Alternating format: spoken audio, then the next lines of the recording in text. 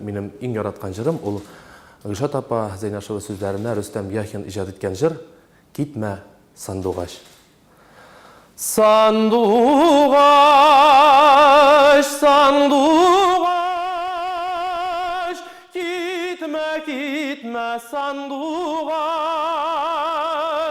қанатларың талдырып, туған жеріні қалдырып,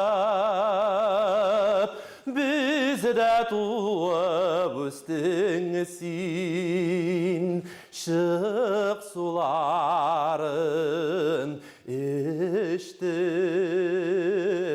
сен. Сандуғаш, сандуғаш, сен кетесің, мен қалам, дусларыма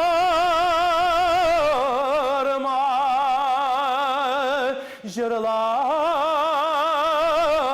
үшін жырыңны